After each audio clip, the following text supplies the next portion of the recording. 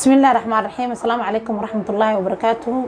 وعنا وناكسن داوديال مeel kasta diga daawanaysan ku soo dhawaada YouTube channelka Aamina Macalin. Waxaan ka hadlayaa mowduucan hore uga soo hadlay oo ku saabsanaa TikTok dhaqan xumada dhextaal TikTok. Ma ahan gabdho oo kaliya laakiin muuqaalka hore waxaan uga soo hadlay gabdhaha yani asturneen oo waxay rabaan sameynayaan ama TikTok inay ku dhex mayrtaan ama iyagoo ii sheeg maxaa tiraahdaa jaasay in TikTok soo dhex galaan. waxaan uga hadlaynaa gabdho iyo wiilalba run ahaantii waxa fiican dhaqan ahaan diin ahaan bulsho ahaan meesha aad ka soo jeedid inaad dib isku baartid ayaa wanaagsan markii aad rabtid inaad wax samaysid. maxaa yeelay anaga waxaan dad islaam ah alxamdulillaah oo Soomaali ah oo dhaqan leh. qofkana markuu qof muslim yahay wuxuu leeyahay xad uu Ilaahay subxaanahu wa ta'aala u jideeyay oo inuusan xadkaas ka gudubin. Soomaalnimo marka la dhaho iyo dhaqankeena wanaagsanna sidaas si lamid ah ayuu wuxuu tilmaamayaa qofka bulshada iyo deegaanka uu ka soo jeedo iyo dhaqankaba in uu tixgeliyo. laakiin hadda waxaad moodaa waxyaabo ilbaxnimo aan ahayn laakiin ilbaxnimo loo moodo oo in ilbaxnimo tahay loo haysto in ay dhalinyaradeena ku dhaqmayaan. run ahaantii waxaa sii gabaabsi noqonaya tixgelinta dhaqanka loo hayo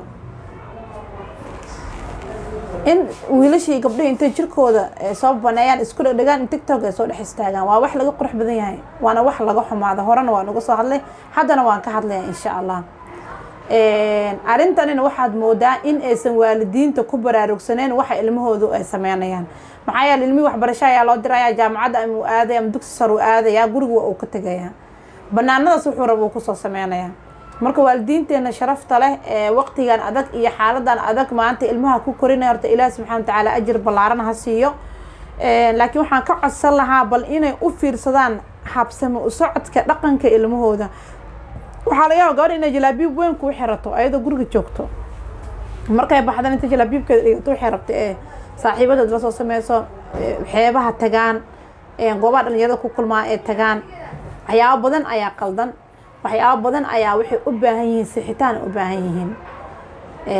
waxaana sidoo kaleeto ka codsan lahaa goobaha madaarista oo kaleeto waxbarashada oo kaleeto dugsiyada sare iyo jaamacadaha oo kale in ardayda ka waaniyaan umana yara isla waano in yacni ii sheeg maxaa tiraahdaa wuxuu sheegay ee badiyaan aysan u wanaagsaneen ardaynimo kuwa aan wax baranayna ku soo hartay marka kuwa aan wax baranaynin ama waxbarashada diiday. walaalayaalow hanaga haleelina dhaqanka ilmaha yaryarka ee soo koraayo dadkii waaweynaa inayba iyaga hormuud ka noqdaan barkood in dhaqan xumadii ee TikTok ku faafiyaan. way jiraan hooyooyin sharaf badan gabdho xijaaban waxaan rabaa inaan u hambaliyo gabdhaha xijaaban ee TikTok jooga ee ka hadlaya wanaaga ee diinta faafinaya ee gabdhaha dhaqan xumada kula dagaalamaya hambaliyaan leh horta kuwaas aada u hambaliyana. TikTok waa la wada jooga waa aalad ee dadku wada isticmaalaan waa aalad ee maxaa tiraahdaa dhalinyarada aad u isticmaasho laakiin maahan inaad dhaqankii iyo diintii labadaba aad ku tumataan. sidaasi daraadeed waxaan leeyahay hooyooyinka Soomaaliyeed ee TikTok dhex jooga ee ku soo biiray ama jaasaya ama baraanburaya ama waxyaabo sameynayo waxaad ku socotaan wada qaldan. waxaad horseedeysaan dhalinyaradeenii in ay dhaqankii ayaga sii lumiyaan. mas-uuliyada ku saaran bulshadana mas-uuliyad ka saaran tahay ubadkaaga iyo dariskaaga ay mas-uuliyad ka saaran tahay. sidaasi daraadeed waxaan jeclaystay in aan fikirkayga ku aadan TikTok aan ka hadlo. xaqiiqad markaan wallaahi TikTok ka hadlayana run ahaantii dareenkaygu wuu isbedelayaa. maxaa yeelay waxaan ka xumaanayaa hooyo Soomaaliyeed ama gabar Soomaaliyeed oo qaawan ee jilbaabka dhigatay ee ciyaaraysa jaasaysa TikTok dhexdiisa intaas oo kun qof ay ku daawanayso. war waxa rabtid ku hel views ka rabtid ku hel love ka raadinaysid ku hel in allaale inta aragtid hadii koontadaada ay ku gaarto laakiin Allah subxaanahu wa ta'aala uu ku caroodo maxaa istifiido waaye. marka waxa la bulshada qeybaheeda kala duwan in aan dareemno dhaqankeeni in uu lumayo in aan dareemno ayaa nagu wanaagsan ayaan dhihi lahaa in aan dareemno dhaqankeeni in uu lumayo ayaa nagu wanaagsan in qof walba doorkiisa uu ka hadlana waa aan jeclaan lahaa. aamin ahaanna waxaa leeyahay ma wanaagsana ma qurux badno aaladan TikTok waxyaabaha laga dhex sameynayo ma garanaysaa wiil ha ahaado gabar ha ahaato wax wanaagsan ma ahan wiilasha inta timihii soo xiixiiraan halkan raamraamo kasoo dhigaan yacni maxaa tira surwaalo gaagaaban soo qaataan adi dhaqankaaga soomaalinimada macawis xero surwaal xero yaa kuu diiday marka run ahaantii inaa gabar maxaa tirahdaa tiktok dhexdiisa aad ku dhadhagto waa wax laga qurux badan yahay waa wax laga fiican yahay waxaan allah subxaana watacaala weydiisanaynaa in uu dhaqankeena islaamnimo iyo tan soomaalinimo ilaah subxana watacaala noo sugo aaladan tiktokana haddii aysan kusii socoto run ahaantii waxay luminaysaa fikirka ubadka soo korayo waa in aan ka fikirnaa ilmaha yaryarka ee soo korayo maantay waxyaabahan la sameynaya saameyn intee la eg bay ku yeelan karaan sidoo kale waxaan idinla wadaagayaa saaxiibadeyda oo iga codsatay inaan muuqaalkeeda soo bandhigin laakiin codkeeda oo ka hadlaysa tiktoka walaal zamzam kusoo dhawoow sidoo kaleeto waxay noo sheegaysaa walaal zamzam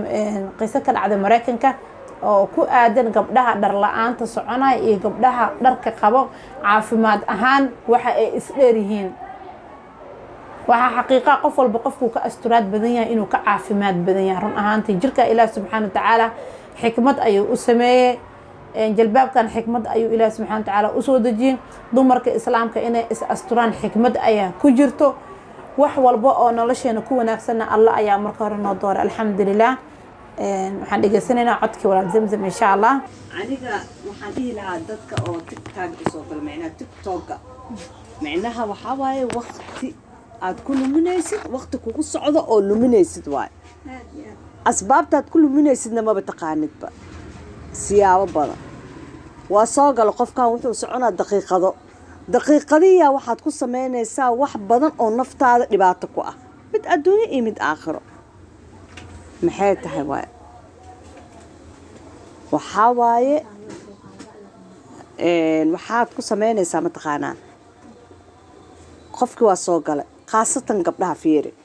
dhar ku dhaganay xirteen jirkooda muujinaya yaa jirkaas aad muujinaysa laba siyaaboodba dhibaa kaaga imaanaya waa midda koowaad il-aa kaaga imaanaya caafimaad daraa kugu dhacday waa midda labaadee waad ku dambaabda dembiyaad gashay ziinaa gashay zina camalee la meel taagantahay jirkaadii ood qaawisay waa zino intaasoo il-aha kugu dhacaysa oo niman aad damac gelinaysaa haa labadaba faa'iida daraad qabtaa adi midna faa'iida ma qabtid hadda ka hor waxaa dhacday qiso ah gabdho jaamacad maraykan ku taalo islaam ah ayaa waxay dhiganayeen jaamacadda gabdhaha marka xijaabay ee jaamacadda ku dhigtaa waa xijaaban yihiin markaasaa waxaa la yidhi idinka waa isdhibteen jirkiinnii hawada u baahnaa waad iska qariseen caafimaad daraa idinku dhacayso gaaladiyaa dhehayso kadib gabdhihii waxay dhaheen ma jirto annaga idinka waa idinka caafimaad badana wax dhici kara ma ahan waa la baxay brofesora loo tago oo caafimaadka baaro oo shaybaariste ah waxaa la yidhi nabaar ay jirkeena maqaar kasta oo jirkeena ka mid ah xibin kasta naga baar gabdhahan waxay isku celiyeen carbon laba oxide-kii jirkooda ka bixi lahaa ayay isku celiyeen kuwii qaawnaa annagana carbonka waa iska bixine la-ana jirka carbonu deeyaa marka annagana carbonkii waana iska bixinay marka waxay dhaheen okay brofesorku wuu baaray labadii gabdhooduu baaray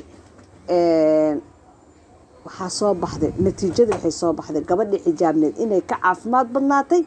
gabadhii qaabneed sabab see ku dhacday qofkan way xijaaban tahay jirkii waa asturan yahay ilaahay subxaanahu watacaala markuu xijaabkan soo dejinayay inaa annaga ragga jirkeenna uu ka jilicsan yahay jir ahaan sababta oo noo xijaabana waxay tahay cimilada qoraxda dabeysha barafka iskama celi karna anaga maadaama jirkeena uu ka daciifsan yahay jirka ragga waxaana laga abuurana ay yihiin ragga feertooda yaa ilaahay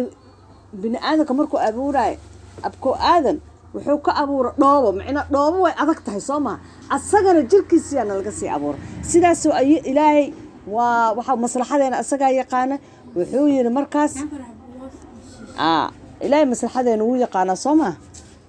markaasuu ilaahay subxaana watacaala asagaana abuurtay xijaabkii noo soo dejiyey wuxuu yidhi dumarka ha is xijaabaan ragga ha is xijaabaan lama dhihin fiiradi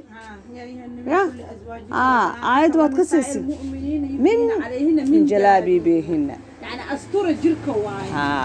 حجابك واجرات ها marka astur jirkaada marka lagu leeyahay waxa ku jiro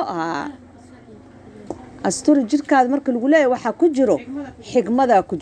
xigmada ku jirto nafteena wax u roono ilaahay wuu yaqaana maslaxadeena ya allah wuu garanaya maslaxadeena iyo waxa danteena ku jirto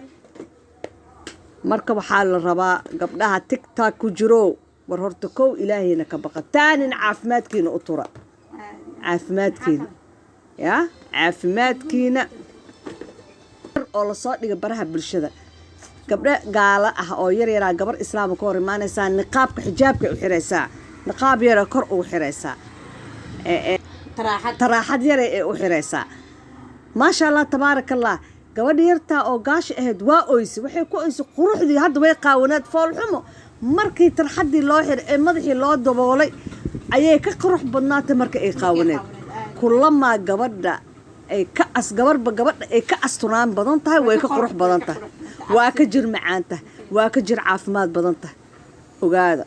waxa gabar ka sii qurux badan gabadha jirkeeda asturto